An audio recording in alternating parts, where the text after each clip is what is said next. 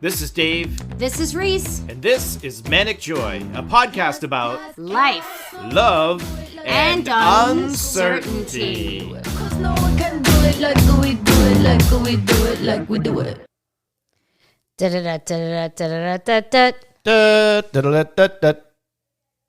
Hello, friends. Reese made me do it. We're back on the horse. There it is. There it is. In case you're wondering why.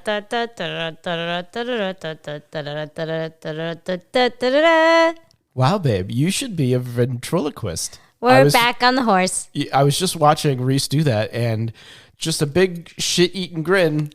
That's because I have big teeth. It's fine. And she likes to eat shit. Oh. Oh.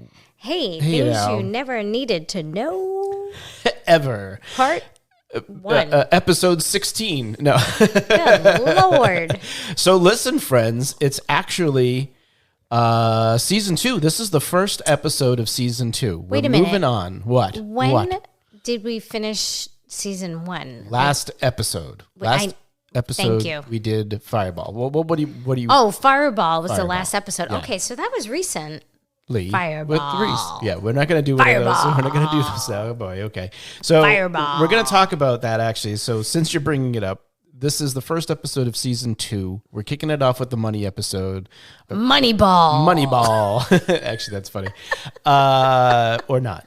So Fireball. Fireball. So during that episode, we a friend of the show, somebody I know from high school, makes macaroons. Yes. And no, say it the way you've been saying it, David. Macaroon. Well, I'm going to play a clip of. Oh, she brought us over these macaroons, which were delicious. So, well, let's let the clip handle it. Okay, fine. So we're gonna play this here for you because we wanted you to get the full ASMR experience of us eating macaroons on a microphone. Jargon. So Using jargon. Here we go. Those of you who've been playing along know we did an episode called Fireball. Fireball. And that prompted a question about cinnamon flavor and hot tamales. So these are hot tamale flavored macarons. Which you have to stop saying it like that. I can't help it. It's now starting to get is it boing? My last one. Boing. No, it's not. Okay. Boing is funny. Oh, is it? So I love cinnamon flavored things, Yes. but the Fireball was just not didn't do my it. favorite. Yeah. So, okay, All right, you but ready? here we go. 1, Cheers. 2, 3. Nice little crunch. This is amazing. Mm-hmm. Oh my God. This is like the perfect amount of cinnamon and buttercream. Like you wouldn't think they would work well together, but holy damn. Yeah, I gotta say, I like that. The crisp is really good too. Like the outside is nice and crunchy. That's tasty. This is perfection. That's really good. I'm not just saying that because I would want Tina to bring more of these. In a variety of flavors. This is delicious. Tina, bravo. Yeah, Nice thank job. you. Thank you so much. So much better than a Fireball. Yeah. If you get a chance, have one of these hot tamale macaroons. It's so good. Yeah, delicious. All right. See you guys later. Bye. Thanks again for those. Those were really, really good. We really enjoyed those. So Yeah. appreciate that. Thank you. So can we talk about how you pronounce the word Macaron. Okay, there it is. That's the French way to do it. Okay. So there's macaroon. Go ahead. Macaron. Like there's all sorts. Macaroon is something different as macaron. Well, and then there's macaron. Okay. So is that your French Canadian coming out when you say macaron? That's Macaron. That's exactly how I say it. That's how I hear it. But I'm telling you, you just go up to any French person and you'll know them by their berets. Right. And Is it wait? A raspberry beret? Well, or just well, maybe if you're lucky. Is it a macaron? No, it's not. Anyway, can you imagine, Reese, 17 years of this?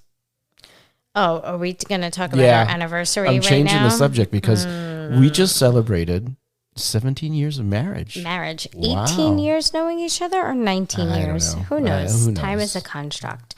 But 17 years actually married together. That married apart. It's really crazy because it feels like a blip. 17 years is a long time. But when I think about the night that we got married in Vegas, it feels like very recent. Yeah, it's very strange when you go back and you actually start thinking about like different periods in our lives and like you remember moments. And it's like, whoa, that was a long time ago when you say things. But then certain things that you, like when you're not really thinking about it and digging into like when that happened, it does feel like, so time feels is like just such yesterday. It's very strange. Yeah. The pandemic actually made time. Oh, forget it. A thing. Forget it. Yeah. So like I never thought about it before the pandemic, but like it definitely made you put stock in what time is. So. What do you mean? Okay, so when I think about my childhood, it definitely seems like a long time ago. Do you sing that Madonna song when you think about your childhood? It all comes back to, this used to be my, was it playground? Yeah, that one. I don't think about that. No? At all. Okay. But I do think Like a about virgin? Do you think about that I one? don't think about that one either. Stop interrupting my flow, macaron. No, like I feel like when I think about like grammar school, high school, that definitely seems like a long time ago. But when I think about like my 20s, it feels like it was like just yesterday. Like I can think about like college, some things in college. I have these little flashbacks. Do you get little flashbacks where it's just like you're sitting around and something happens? You're like, ooh. Like LSD flashbacks? Okay. Nope. No. Because I've never done that. So, but yeah, like, I don't know. Like, it's really weird. And then like, okay. So like, thank you, Facebook memories. Memories, yeah. That stuff pops up and it's like I joined Facebook in I think 2008. So when the things come up, the girls are really little and I'm like, oh my God, look at them. They're so tiny. But that's how I constantly see them and think of them as my doodles. It really like I actually was thinking about that recently when I saw a picture that you posted and they were so tiny. So tiny. And seeing them now, I mean, it's like they're still whoa. tiny, but they're small bigger than people, me. but they're real humans. They're like real they're people. like before they were like these little squeaky voices that had these high pitch. Like their it's voices really were so crazy. high pitched, and now they're just like they're taller than me. They dress better than me. They're smarter than me. They got like they're. Well, that's all the things you want to have happen with your children, right? Yes, absolutely. And the thing is, it's like this whole pandemic, I was so worried about them when really I should have been worried about myself because they took care of me. Yeah, well, all right. Our anniversary. So we planned a long weekend away, which was very nice. We took nice. We went from a Friday to came back on a Monday. I'm a big fan of the long weekends. I want to do more of those if we Me can, too. which will be great. So we celebrated again, like I said, 17 years. We went to Marblehead. You got to say Marblehead. You got to say Marblehead. Never been to Marblehead before. Was a really nice little town. Well, we went there quickly for like a lunch or like a drive-through, but never like a long weekend. Yeah, and we stayed at an inn there, and it's like this historic town, right? All the houses are just all the houses have small doors. yeah, small doors, so they were perfect for Reese. Yeah. And it's Not funny for because Dave. pretty much all the houses have these signs on them that said this house was built for. So you know what's really fun when you have a husband who's a theater major Right. that likes to do voiceovers, and So he I read. was announcing the houses as we walked He was along. announcing because every single house one built for Jonathan Hooker, yeah. Shoreman Fun. in But loud. 1723. So here's Right. the thing about Marblehead: it's quiet. It's very quiet, but there was no one there, Except which for was Dave, amazing. who was like, "This house was built for the." I was like, That's what was kind of neat about it, right? Because it was nice to just, I mean, there were people there, but like we would walk home from dinner and it was literally as if it were our town. Like there was nobody like, on the streets hello. at all. It was And we're great. like, We were top of saying the hi to morning people. to you. All of a sudden it was an Irish town. All of a sudden, we were in a Gaelic town. Yeah. So it was a lot of fun. We had a good time. We had lots of great food. Just spent some time just walking around, which was great. It was actually, I have to say, it was fantastic. Just we parked the car, didn't use it at all. So the best everywhere we went was a walk. long like- weekend you can have is where you can like park your car and like walk everywhere. because you can Yeah. just drink and drink and drink. Which there was day drinking for sure. There was lots of day For drinking. sure.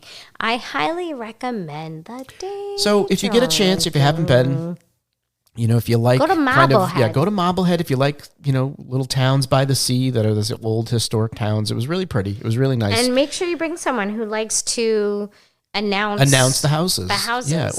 Or if you want, let me know you're going. And Dave will You show can up and send do it me for you. can send me pictures of the houses you're looking at and show me the sign and I'll vey. call you up and I'll read it to you. Yeah, How's he that? will. He actually So will. I will do Don't that because Don't. I care for people and their enjoyment of historic towns. Or he doesn't care for you, and that is what he's doing. That's what it is. So end of the last season, many of you know we've been having some work done in the house, and we're getting close here. The floors are done. The office is, I should say the furniture is in the office. We still have to like decorate in the office. Yeah. But it's getting there. yeah, but we've got some furniture on the way. We're very excited for the bar. the bar to come in. So we get a bar coming up. Like it's the first time ever that we have a real legit bar, bar. yeah. And I'm kind of excited. The only thing that kind of stinks is that it's going to take a while to Well, get yeah, here. a few things are on kind of back order. So, but it'll all come in. We're fine. Things are looking good. These floors are amazing. It's nice to be off the pink carpets that we've been talking about. Oh my gosh. yes. And we're just really excited about that. So we're going to talk about money. Yeah, it's the money and show. It's the money show. ball. And so why don't we start with, our typical format, since we haven't done these in a while, right? We have a few questions for each other that we'll ask. We have a surprise question, and then we have some audience questions. We don't have any segments here today because, we just don't have any here today. So here's what we're going to do. The first question that we have is, Reese, I'm going to start with you. What was your relationship with money growing up? Actually, before you answer that question, I'm going to start with this. Now, Reese and I are in no way financial experts. Yep. We're just going to share a bit of our story and what Yep. works for us, Yep. or hasn't worked for Yes. us is probably the better way to do it. Yes. Because we've made tons of mistakes and we're finally just figuring out some stuff out now, and we've got so much more to learn. But happy with where we are right now. Well, I feel like, okay, to jump off of that, I grew up in a household where I didn't really have to think about money. Right. Not that I'm saying that we had a lot of it. I'm just saying it's not something that was ever a discussion in my household. And I didn't know if there was mistakes made. I didn't know what my parents did with money. Well, I'm actually interested in this as you say that, right? Because I think there's some differences. One, the time we grew up, right? We were both born in 74, right? Mm-hmm. So we're growing up in a different time. Being a woman, I'm sure money was a different thing for you anyway, and particularly with you've got kind of like an old school family, right? Like from what I could tell, they'd expect you to just marry and then not have to Right. worry about money at all. Yes, so Right? you're correct. Yeah. So I grew up with a very old-fashioned household. I'm like third generation. My family came here from Lebanon and Syria. I don't know. Like my great grandparents came here, did not speak English, from Lebanon, Did they Syria. speak French? Macaron? That's No, all they didn't you. do that. Yeah, sorry. We have none of that French stuff. Then my dad's side, also third generation. They came from Italy, Napolitan. They're very, very proud of that. I love their pizza. Yeah, so great. It's in the shape of a boot. So they came here. So the great grandparents that came here, they didn't speak English. They came here off the boat, legitimately came. They had some name changes at Ellis Island, it was like a whole thing. And then my grandparents, so my Jidda and Sitta that I grew up with in my house, my grandpa and grandma, their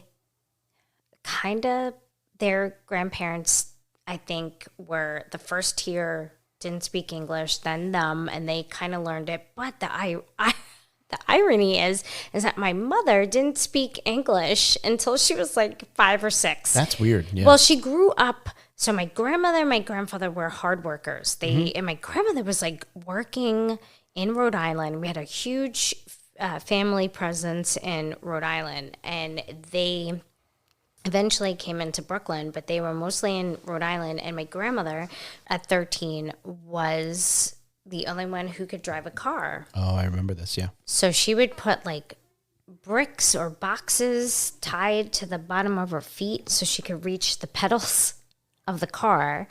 And she would drive everybody to work in Rhode Island. It was like a production line, and the work ethic was strong in my family. And then they all came to Brooklyn, and my mom grew up with her sitha, her grandmother, and my great grandmother did not speak English, and my mother spoke Arabic. And so, she would always make the joke where my grandmother would send her to the store to get Pall Mall, and a Coca-Cola, because that's how my grandmother spoke. And my mother started speaking English when she was about 7 or 8. So, like, my family came from a bunch of hard workers. Even my dad's family, same, like, hard workers. So was there a particular time that you like when did you, I guess, realize money? Like, did you know, like, you know what I mean?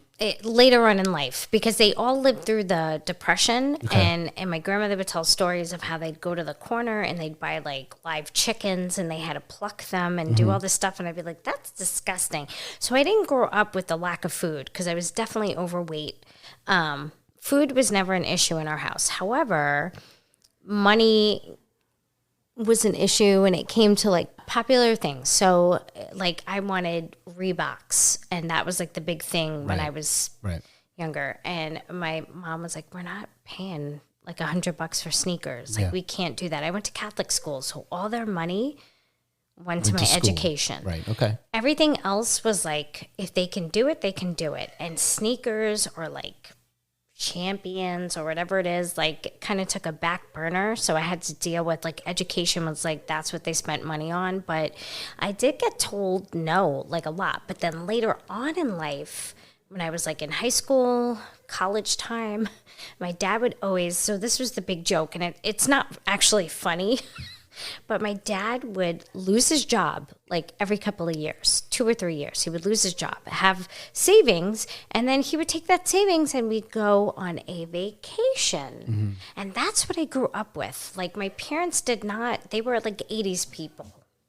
Yeah. 80s people had crazy amounts of money. It was like excess in the 80s, yeah. And then it was like nothing. So like my dad would have all this money, lose his job, and he'd be like, let's go on vacation. It would never be like, let's save money. No, it'd be like, let's go on vacation. And we would do that and live crazy on vacation and then come home. And then it would be like 2-3 years of like, no, we can't do that. No, so there was, I mean, so there was no, crazy. And there was no, I mean, clearly there was no saving. No, of money, no, I did not learn how to save money. And then when I wanted to go to college, my parents paid for community college, but when I wanted to go away, they're like, you're gonna have to take out loans. And I did, and they did not know, they were not good with like finances when it came to taking out loans or paying it back. They gave me terrible advice. They'd be like, you don't have to pay it back.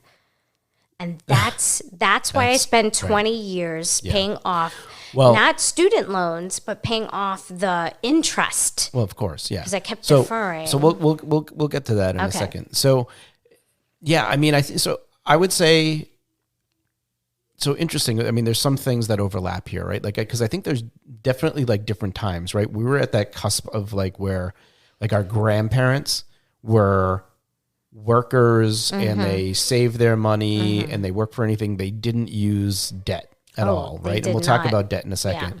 Even our parents, to some degree, I think that's where debt started to come into the picture. I think that the 70s and 80s was a weird time for those adults. Yeah. And they didn't know what to do. And it was about living life and living la vida loca. Like they didn't care about anything. Is that what they were doing? Yeah. And so, I mean, I would say, again, my parents were divorced, and so the majority of my time, I would say I was a lower middle class family, right? So like we didn't have a lot, but I don't look back and say like there were things I didn't have. Like, we had food, but we didn't have any of the, we had like the typical things that you had. We had a TV, we had cable, like we had those things, but we never had like any of the extravagancies, right? Like, so like I never went on vacation. We never traveled, right? We never did any of that. And I don't really think I learned how to save or like manage money either. Which is crazy because that's how you are right now. Like you're really disciplined. Well, now though, but it's taken a long time to get but here. If I didn't meet you, I wish I know that. I know I would never have been as disciplined had I not met you because I grew up with, hey, yeah, life is like short. Just spend stuff, right? And I think we want to find the balance of that, right? Where we enjoy things today, but also aren't screwed later on. Right. And we have, if we're being honest, and this is a show where we'll be honest, right? But we have a lot of catching up to do, right? In that sense, in terms of planning for retirement and stuff like that. But we would have been had we not started sooner. Oh yeah, no, we're in a good place to be doing this now. It's just we're catching up. So money, I remember like obviously not having a lot of it, but I do remember, and this is funny because I see it now with the girls, is my grandparents. So we're always, at least on my dad's side, right? Anytime you'd go see them, whether it's for the holiday or you're just coming by for a visit, there was always the hug and the handoff. Oh, that was what my I would dad. call it. Hug and the handoff. Yeah, and you reach down and you got like a $10 or $20 bill in your hand, right? Yeah. They always would give you some money. And I was, as a kid, I was like, whoa, this is amazing. And it's amazing now because like I see it with the girls. Like the girls go visit my dad and then they come home and they have a bag full of candy and a $20 bill. It's like, it's amazing. Like, I love it. Amazing. And so that was kind of like the thing, right? But I think that's like a traditional, like it makes me smile. Yeah. I love it. My dad did that as well, and that I think that's a generational. Yeah. Well, your dad to me was very much the grease the skids kind of guy. Like always got like a wad of cash in his pocket that he's going to hand you a. Yes and yes. Yeah. So I think where your parents and your family did that as like, here's some $20 so that you can survive. Whereas my dad's like, here's $20. How can we sit closer to the stage? Right. So yeah, this is funny, right? Because it's a different mentality. I think. Well, my dad grew up poor. My dad was poor. He would always talk about when my dad passed away and I had to donate a lot of his clothing. He had like 18 suits and he had 87 pairs of shoes, very expensive shoes. And so his story was that growing up, he had one pair of shoes.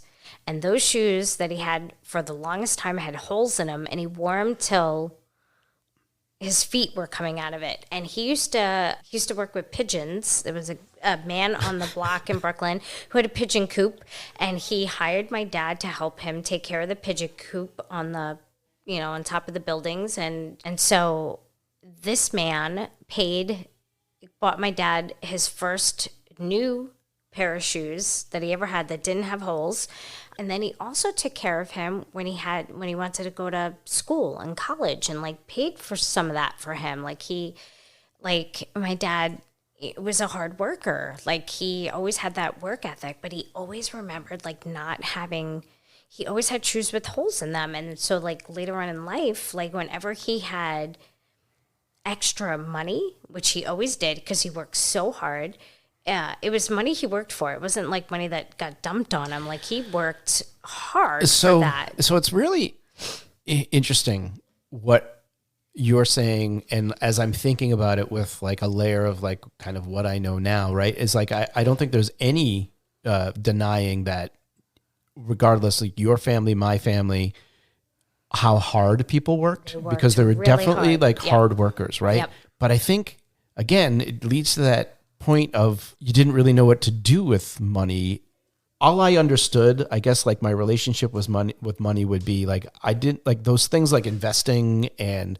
like what to do with money, like to make it work for you rather than having to work for money. I didn't understand that. No, our I families knew didn't you have work, investing. you get money. Yeah, our families didn't have That's investing. the extent of it. Right. We have Which that is in unfortunate, common. right? We Yeah. had that in common. There was no investing. There was Yeah. never like a time when my dad was like, I'm going to invest this money. It was like, no. He's like, I have a little bit of money. Yeah. This money's going to be you would have used money to- saved, but it would be in the coffee, coffee can. Yes. So and then my dad would have his money for when they go to AC, and the guy would, he'd drive the car around. He'd have like $20 for the guy for the car. Right, exactly. Yeah. Then they go in, and there's a guy that brought the luggage up to the room, $20 for that guy. Then like the service for the room, $50 for that. Like he knew like how to. And then if we went to go see a show in Atlantic City, 20, 40, 50, $100 depending. Like I think when he took me to see Frank Sinatra, that was like be all end all in Atlantic City. I can't even imagine what he paid for the tickets, but we had seats. He gave the guy, I don't know how much money. We were sitting up front. Like Frank Sinatra was sweating on me. I was like a teenager, and I was in awe, and I got to give Sinatra flowers. It was like a whole thing, and that would have never happened had my dad not greased the guy. It was a very Brooklyn Italian. Yeah. Watch Sopranos. Then you'll understand my father. Except kind for of the thing. burying the bodies, and he would never do that. But he wasn't a tough guy. But no. He was the guy that you went to. He was the yeah, I'm kinda gonna guy, help yeah. you do the thing, but like not bury a thing. Like he was like a good guy like that. But saving and money management, I don't think our family is really. And then when I think our generation, like we were like, oh, college is a big deal and we need to do that. And so maybe our parents bought us our first car, or we bought one for $100. Well, but then college rolled around. I don't know what you're thinking. You had a lot of scholarships. I wasn't as smart well, as no, you. not to start. Not to start. I mean, as I got older and I figured some things out with school, yes, but I think that's the big difference too, is that our parents, like my parents, didn't, at least right out of the gate, right, didn't go to college, right? Like they didn't have that. And so we were like the first generation to actually go away to school. Yeah. And then to be in a situation where, well, we're kind of putting ourselves through school. The only way to do that, like I remember filling out like financial aid forms, and then it was like, okay, you'll get some grants, but then to pay for the rest of this, you have to take out loans. Yeah. And then it wasn't even, again, like for me, making financial decisions during that time was just like, it was more like, okay, I'll worry about it later, which is a horrible way to do it. But that was like the 80s and 90s, where it's like you just did this thing, you worry about it later, and then it nipped us in the butt. And I think like a lot of our generation just had a hard time dealing with that debt, where I feel like you and I met each other and like, I don't know, like we just, I don't know. Like I never met someone that was like, hey, why do you have like 12 credit cards? You had and I'm like, a whole like wallet full of credit cards. And I from was like oh every my store, God. Target, So Mandy's. you would be the one that would be like, oh, I can get 10% off right now. Let's open up a credit card. That's what I did. But So- that's what I learned from my house. Well, so what's interesting though, right, when you say that is, because I'm thinking of back then to now, is, okay, I had figured out we shouldn't have credit cards part of it, but I still hadn't figured out like how to manage money part of it, right? And so when we got rid of the credit cards, because there was a point earlier on in our relationship where we were debt free. Yeah. But then something happened, and then we didn't have any money. Yeah. Right? And I shouldn't say we were debt free, because we weren't. We were credit card debt free. We still had student loans because we had just been deferring those. Yes. So when you have student loans, just pay them off right away. And you defer them. Don't have student loans. Figure out how to do it without it. If I had known then what I know now, I would have figured out how to do it. Because when I did get older, like I came to New York, like I would figure out, I got some scholarships. Yeah. I did take out loans, but I tried to mitigate the expenses because I was an RA, so I didn't have to pay for housing. Oh my God, there were so many different ways to do that. Yeah. And you figured that out. I did not. I kept deferring, but After 20 years, I paid it off. I have to tell you, it was the greatest accomplishment of my life. I will say two things. My kids, my student loans are two of the things that I feel the most pride in. And then we'll see what happens with my career, with my teaching career. Yeah. That's another thing I'm very proud of. But I don't put our relationship there because I feel like we hate this damn relationship. No, I feel like this is something that Yeah. I feel like kids are unpredictable and finances are unpredictable and your career can be unpredictable, but like relationships, you can really do what you need to do to manage it. And I think we've done really well with that. We're good with that. I have to say, like, I'm super proud of our children. I'm super proud of like just paying off, not having all the credit cards and the debt and then paying off that student. Like it makes you know how people are like complain about adulting, because adulting, like, you don't learn about how to be an adult like growing up. My parents didn't teach me any of that. It was just no one ever did that. Yeah.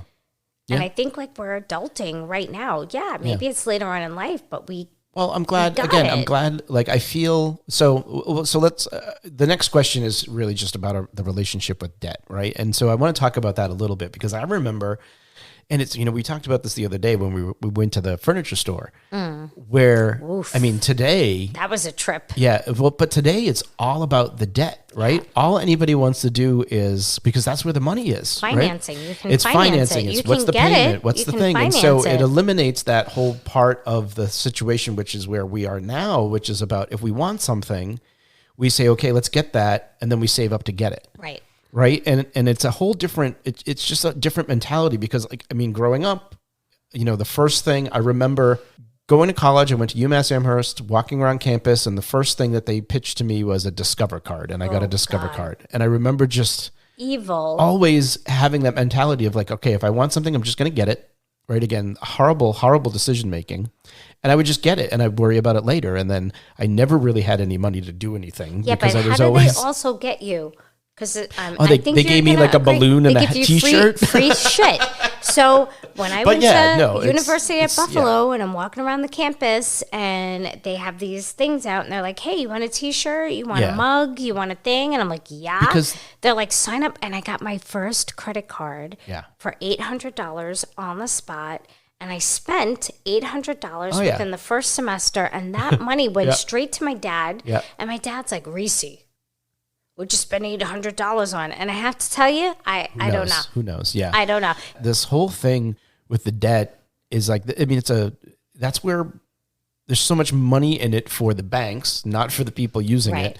And even the stores now all have their own credits. Don't mention the name of the store, but mention what happened when we walk went in the store. Like, I mean, even car dealerships now, right? It's not the same as it was, where it's all about the financing, because if they can get you in the financing, that's where they're going to hide all these fees. That's where they're going to do all these things. We went into and that's this where they furniture make their money. store, 2 or 3 weeks ago? Whatever it was. They had like their own separate part of the store. It was like a car dealership. It was a car dealership where they had just like people there ready to have you sign the papers, and you can get all the furniture there. And so... 15 easy installments. Right. And then they had the people there that would do the finance interest. people. It was crazy. And so, it was crazy. But I think that's where we are now, because credit is so easy to get. They're constantly marketing to you. And it's all about, I mean, you see it on anything that you buy, right? If you search online, you're looking at something on a website, there's like a thing for buy this in installments, or everything is about that. And it's unfortunate, because it's created this, instant gratification thing that really, I mean, there's something satisfying to me anyway about being able to say like, okay, we want that thing, and then we actually save up and we get it, versus, okay, let's just get it and then worry about it later. Because like now I always used to be stressed out about money. Like, how are we going to pay that? Like, even like buying the house and like doing the thing and anything really, because it was always like, okay, crap, like we have all of these payments to make, and to not have those payments. And actually, I mean, the other big thing, and maybe we can start to transition into talking about how we got to where we are right now, but it's all about like, I learned how to budget. And that was really important because like then it was like telling your money what to do rather There than needs wondering to be where the money more went. of that Like, you in know, high school for these kids. Absolutely. Because budgeting Absolutely. is huge, and that's like a big thing we try to instill with our own kids. Like, hey, they just got their own accounts yeah, and their yeah, cards, and yeah. they're very much aware. I actually today I went out with the girls to go do something, and they have their accounts, and Johnny wasn't sure of something, and Emily said, "Give me your phone," and she looked at the thing and she said, "Look, this is how much you have, and this is what you can spend," and this, and Tony's like, "Oh, okay." Yeah. They Great. explained it to each other, and Good. they were fine. I didn't have to do any of it. And Well, I I'm keep like, having like little all right. like meetings with them to be like, all right, I'm show you how to work this thing and how to do I that and didn't how to have think that as about a it. kid. Did you have that as a kid? No, No. not really. They told you how to balance. I learned how to balance a checkbook, but like didn't. not I how to never like did. manage. You taught me how to balance a manage- checkbook. Yeah. So there you go. I still don't know how to balance a So, checkbook. okay. So let's just set up kind of where we were. So, we had debt and at the time when I think I forget where I learned this, but there's the whole idea of like, things that drive you to action, right? And there's things that are either give you great joy or things that cause you excruciating pain, right? Those are the things that make you do something in your life, right? If you're in the middle, you're just going to meander and do nothing, right? And so I would say, obviously, money at a certain point, the age that we were at, we were both working, we're making money that I think is decent, right? We're not, we're in a good place. Yep. And it was like, where the hell is all this money going? Like I don't have anything that makes me feel like I'm still stressing out about money. It's all relative too, right? Like I think like even if you have a lot of money, that's not the answer because then you're still going to do the same. It's about the habits that you have with the money, right? That makes it work. And so we were I was stressed out all the time about money. Like you would bring up, hey, let's do it. I get angry at you and be like, we can't do that. So let's not talk about that, Yeah. And it wasn't until we finally said, all right, let's actually work a plan. And I'm a kind of guy that likes to keep it simple. I mean, I think I've said this before. Like I just there are some things that I get really into. And then there are other things that I just, I want to know what to do. So I do them, but I don't want to be like, I don't want to get cute with it. Like, you know what I mean? I just want to do the right things. And so for us, I mean, we were at that time when we had said, all right, look, I said to you, I was like, we got to put a plan together. And if we just work this and we sacrifice for, what did I say? I said to you 2 years. I said 2 years. It was a short amount of time. I said, we just need to cut down and we, once in a while we would go out to eat and we'd do something. But for the most part, we cut all that out and we did everything. And You we don't had, need to be drinking coffee yeah, outside of your house all the time. You don't need to be buying all the things you're buying all the time. You don't need to be eating out. Like the eating out thing, Well, the eating out is a lot. I mean, a lot of money. And now I don't feel as bad about it because like I put money aside to do that, right? But we like still before, don't do when that we as much. had the debt and we're debt free except for the house, we have a mortgage, right? But we said, all right, we figured it out. I was like, all right, if we can do this for 2 years, so we had close to $100,000 worth of debt at the time. I think the exact amount was like $99,166 if we're getting specific. So I remember at one point. I don't know when it was, probably some point in college, I don't know, but I read like the Financial Makeover or Total Money Makeover. That's what it was, a Dave Ramsey thing. And I had read that and I was like, okay. And that's where I was like, oh yeah, let's not have credit card things. But I never really got into the full thing and the full steps of it. And I was like, all right, let me go back to that. I started listening to Dave and I started, reading his books and that type of thing. And I was like, all right, here's a plan.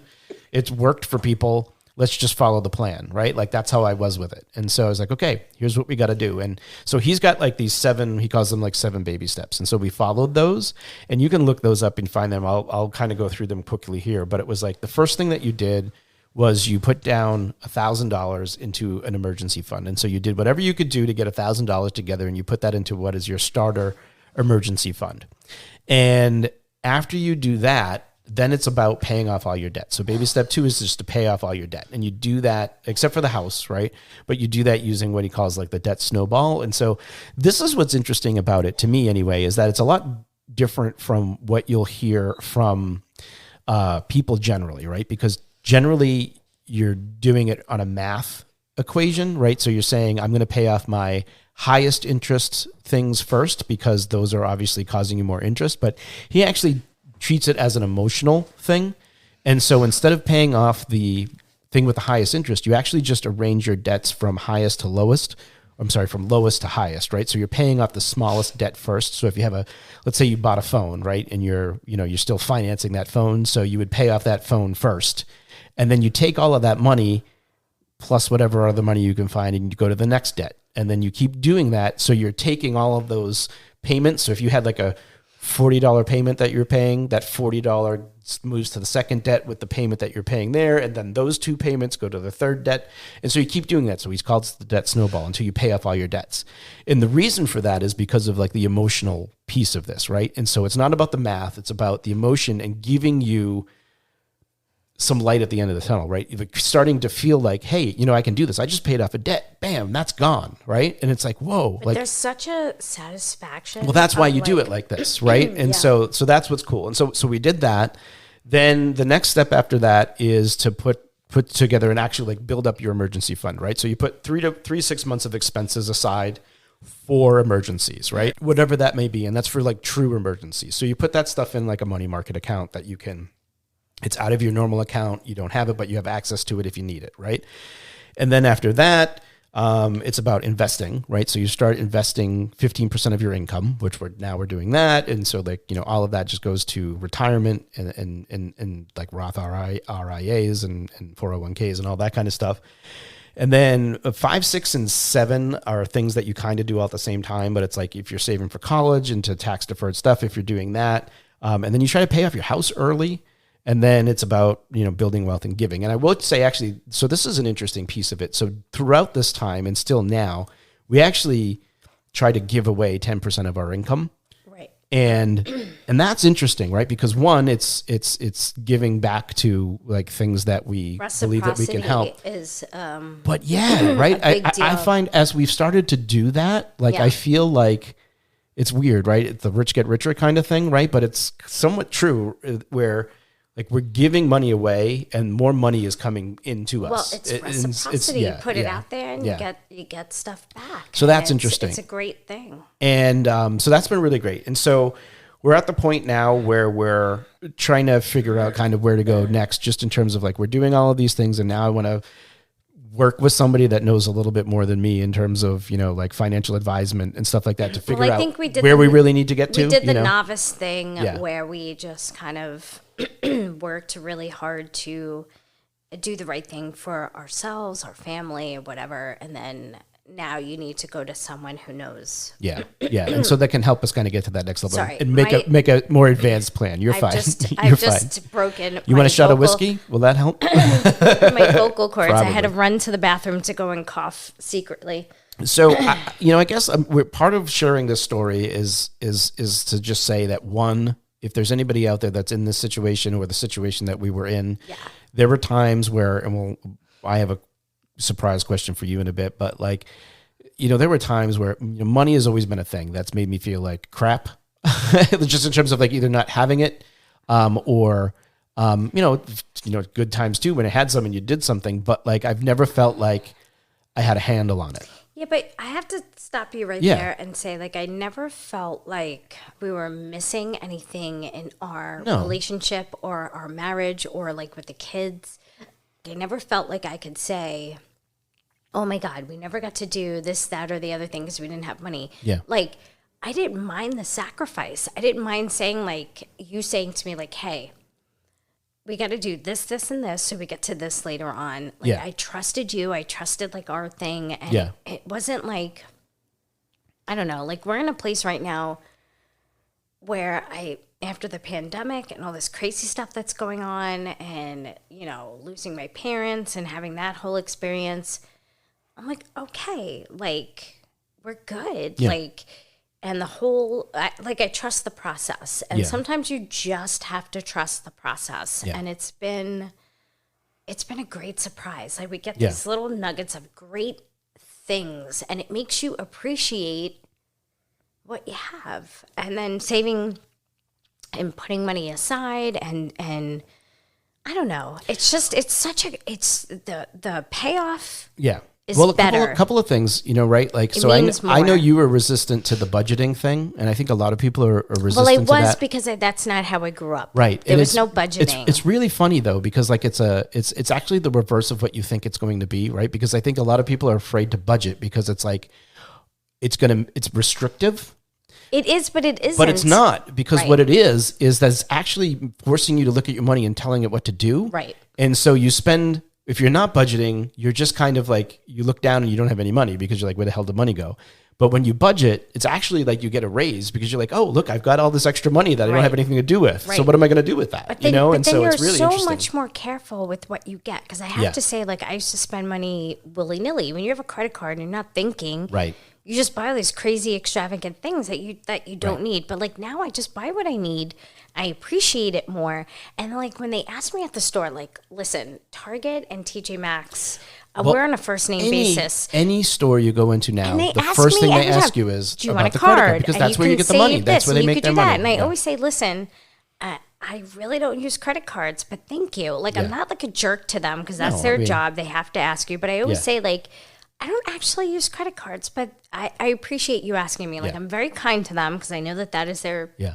thing. They have to ask. Yeah. But they always look at me like, but you don't want to save 20%? I'm like, No, because that's going to actually- come back and right. yeah, yeah. Like, I'm okay. I'm good. I just want to buy this toothpaste. So yeah, I know. Thank you very much. I don't need to finance the toothpaste. I Thank don't. you. What I was saying though was that for those of you out there who are like, it's like you can't do it, you actually really can. And if you need a plan, like you just look up this stuff. I mean, I have a book. You can borrow the book. Let me know. I'll let you borrow the book, because you just have to stick with it and do it. And when we decided to do that, I think, again, we've talked about this before, when you decide to do things, I think that's when things, again, the universe conspires to help you do it. And we decided so to do true. it, and then we buckled down and we sacrificed a bit. And now we're at this point where, like, I mean, it just feels like, like I said, we're getting the work done on the house, and then something happened and we discovered, you know how when you start doing work on the house and then you're like, oh, you uncover something, and it was It was like one thing after another. things were popping up, and we're like, okay, we got to get that fixed. And it was like, it didn't stress us out at all, which was nice. Because we were ready Because for it we have financially, some in a things, sense. right, behind us to be able to help us with that. And so that was great. I also think it was great for us to really start to, because we would sit down and we would talk about, like, okay, while we were doing this, like, what are we going to do with the money, right? And so we would kind of work the budget a bit together, so that way we would know, what's going where. That's and, part of it too. So that was really is good. having the conversation together and being honest and transparent and working it out. I think that made a huge difference, and I don't think that was a thing that my parents ever Right. did. Yeah. So, okay. So do you have a surprise question for me? I do. Do you want to ask it first? Do you Sure. want mine? I'll do mine first. Okay. What would you do if someone left you $1 million? Well, here's what I would do. I would spend some, I would save some, and I would give some. That sounds about right. That's what I would do with it. I'd be like, yo, I'd buy a yacht. I'd buy a yacht made of gold. Miss, I get seasick. Would Yep. buy a yacht. I would That buy makes myself sense. some Alka-Seltza? million dollar seasick medication. I would get me some Dramamine. All right. My question to you All right. is, what was the scariest moment you've had in relation to money? There's been many. I think if I'm being honest, I think it's always when I think I've created an overdraft. Oh, yeah. Yeah. And I still do it. And I have to say, like, I've gotten better with money, but there are times where, and recently, Well, where you've done pretty well. No, you just got confused. I But get you confused. You haven't. You're not actually causing the overdrafts now. But sometimes you freak out and think you are. Right. And I'm like, Reese, because I'm trying really hard to like budget and make sure that but sometimes like the app for the bank confuses me. Yeah. And I'm like, oh my God. So like I was like, oh my God. And I didn't want to tell you because I know you get disappointed in me because I work really hard not to do that because it's time. I got to adult and learn how to Yeah. Well, do this. you've been doing good. I've been great. But I was like, no, you're fine. recently You did it right.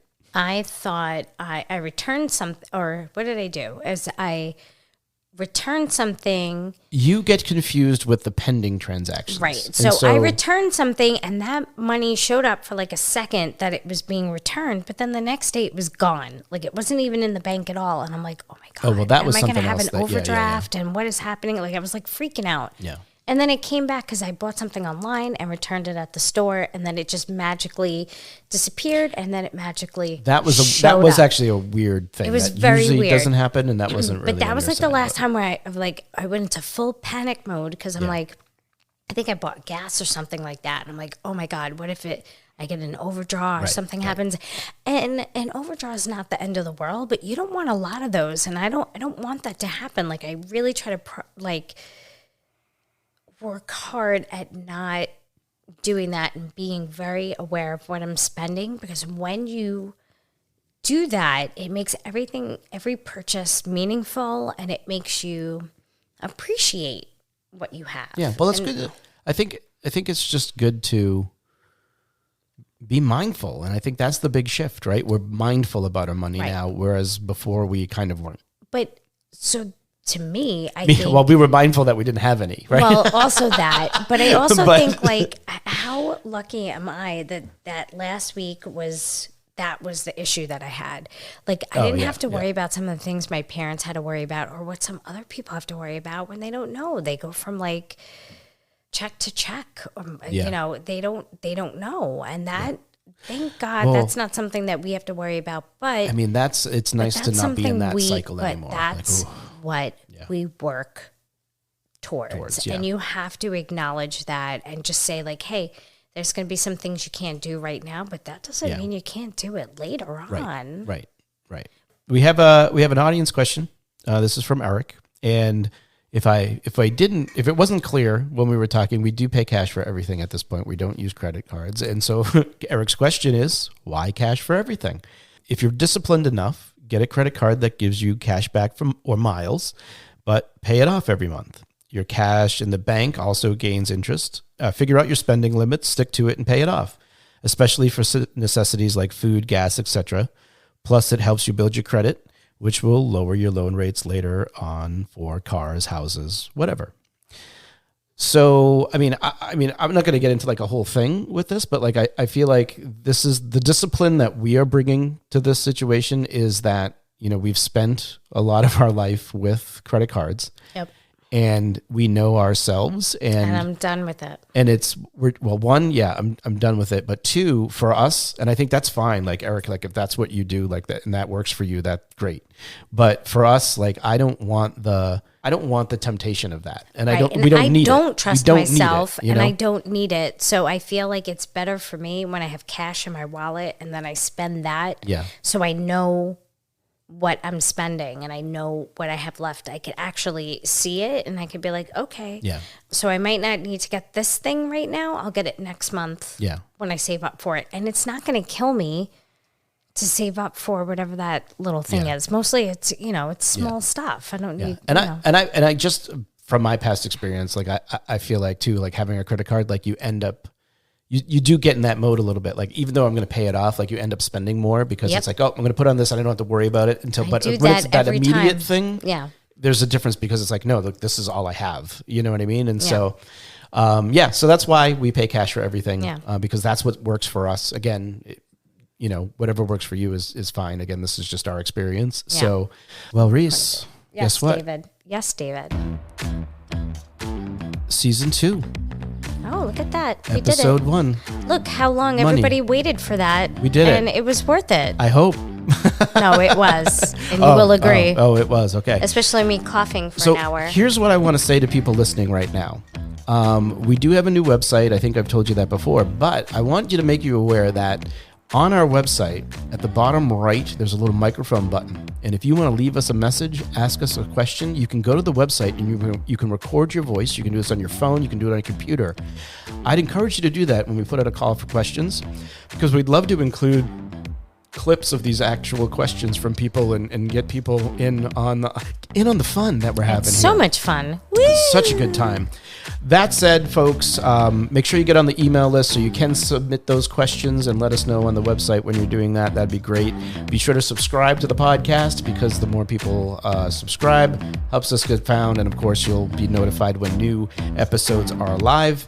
And, of course, please leave us a rating and a review because that also helps us with those things. So, Reese. Yes, David. It's always great chatting with you. I guess. It feels like it's been so long since we've been together behind the microphone. I know, seriously. All right, friends. Life is a group project. Be kind to each other. Bye. We got the right stuff. We put the hammer right down. Wanna be like us?